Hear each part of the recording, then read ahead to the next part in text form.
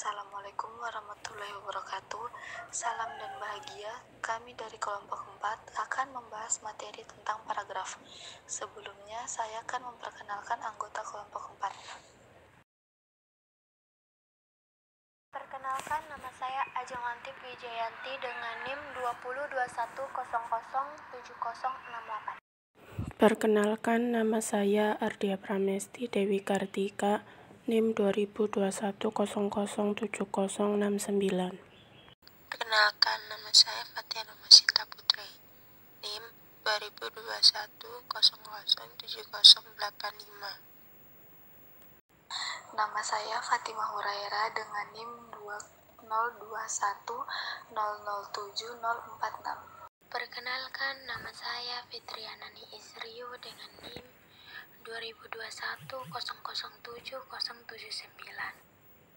Perkenalkan, nama saya Francisca Adelina Bele dengan NIM 2021007071. Perkenalkan, nama saya Rafikoh, NIM 2021007094. Nama saya Saira Madania, NIM 2021007067.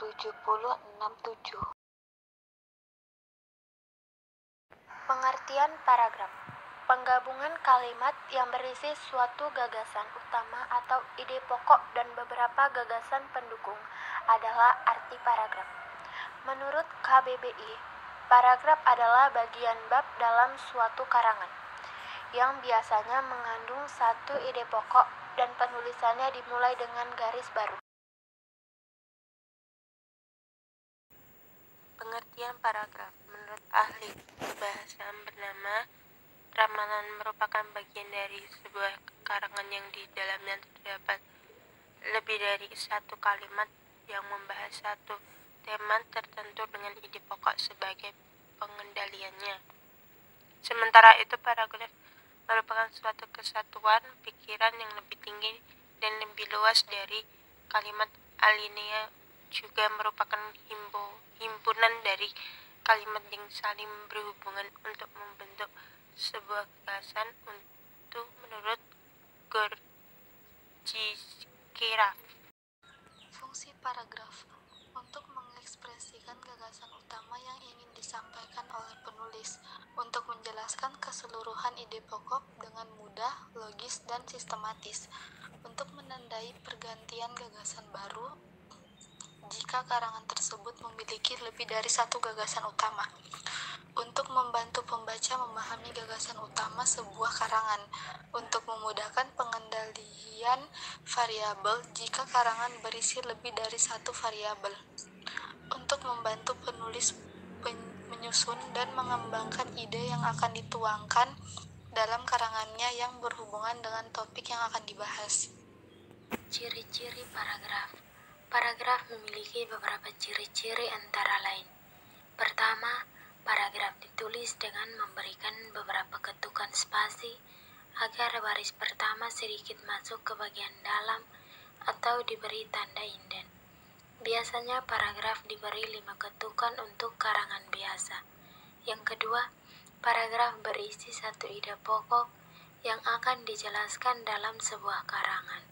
Yang ketiga, paragraf berisi beberapa kalimat topik yang dapat menjelaskan dan menerangkan ide pokok karangan tersebut secara rinci. Yang keempat, beberapa paragraf berisi opini penulis yang dinyatakan dalam kalimat penjelas.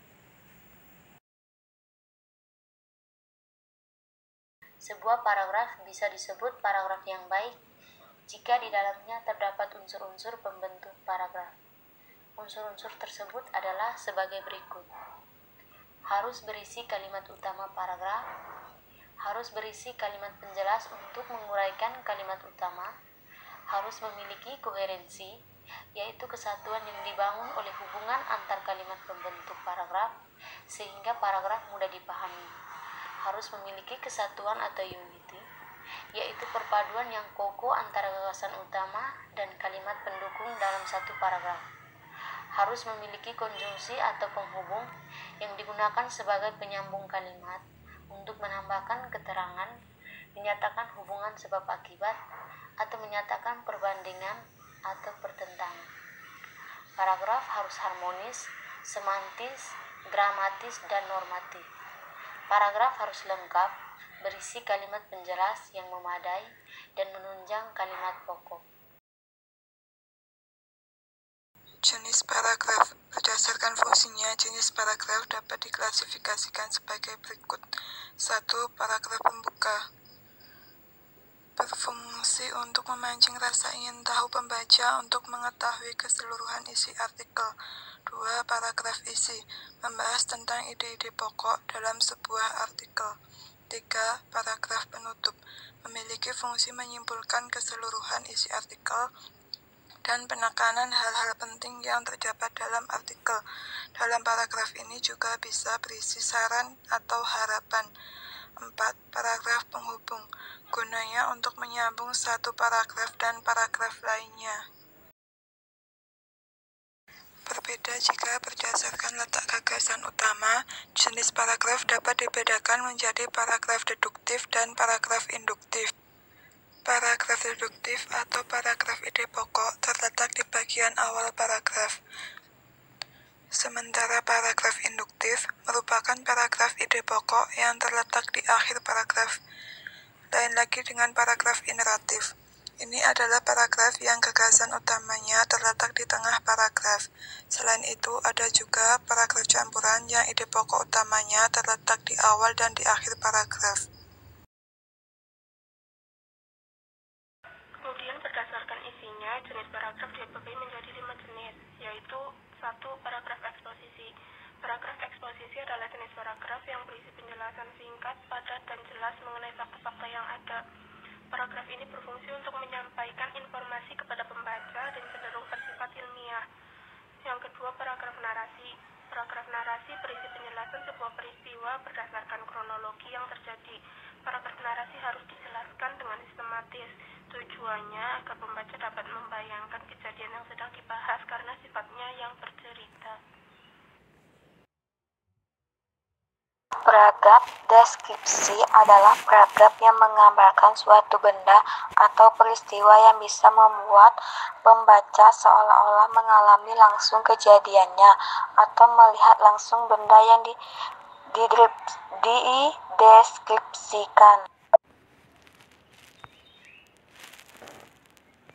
Paragraf persuasi adalah paragraf yang membujuk atau mempengaruhi pembaca untuk setuju dengan gagasan yang disampaikan oleh penulis. Paragraf argumentasi adalah paragraf yang memberikan pandangan kepada pembaca tentang suatu topik.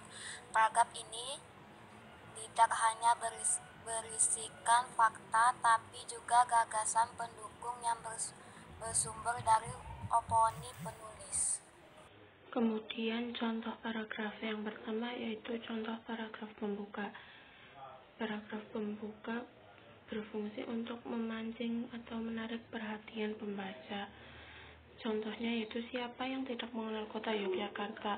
Kota gudeg ini memiliki sejumlah tempat wisata yang sudah dianggap ikonik oleh wisatawan. Tempat-tempat tersebut antara lain Candi Prambanan, Pantai Parangtritis, dan Malioboro. Kota yang dipimpin oleh Sultan Hamengkubuwono X ini kini mempunyai sejumlah tempat wisata baru yang patut dikunjungi. Tempat-tempat wisata tersebut beberapa di antaranya dapat dijumpai di pusat kota Yogyakarta.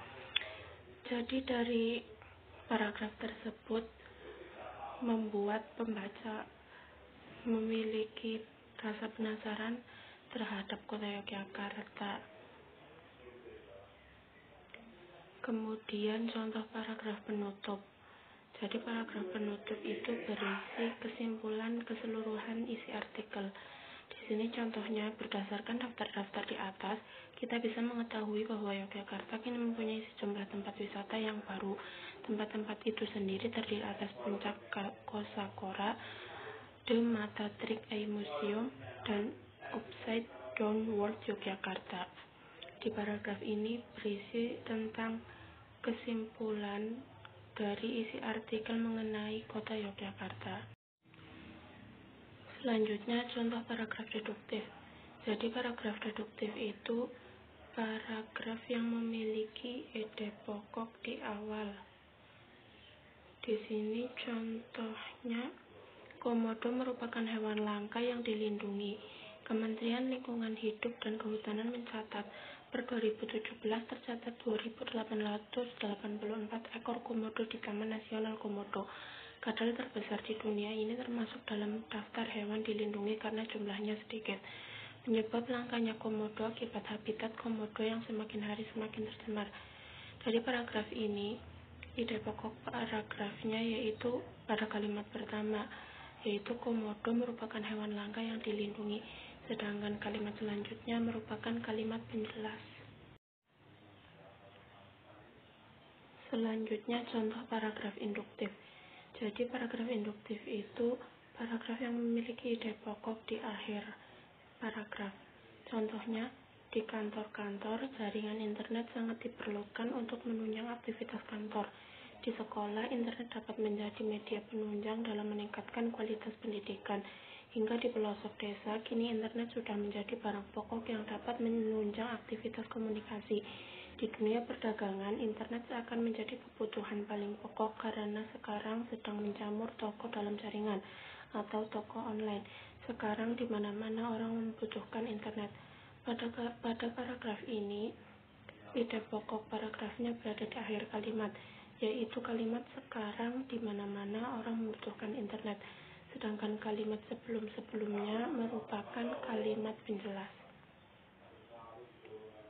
Selanjutnya contoh paragraf ineratif. Paragraf ineratif yaitu paragraf yang memiliki ide pokok di tengah paragraf. Contohnya di sini, tingkah kucing kadang membuat banyak orang tertawa.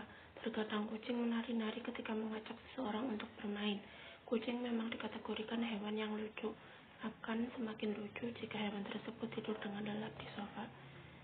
Jadi ide pokok paragraf ini berada di tengah, yaitu pada kalimat kucing memang dikategorikan hewan yang lucu.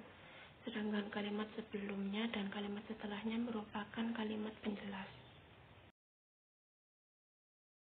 Sekian pembahasan dari kelompok kami, lebih dan kurangnya kami mohon maaf. Assalamualaikum warahmatullahi wabarakatuh. Terima kasih.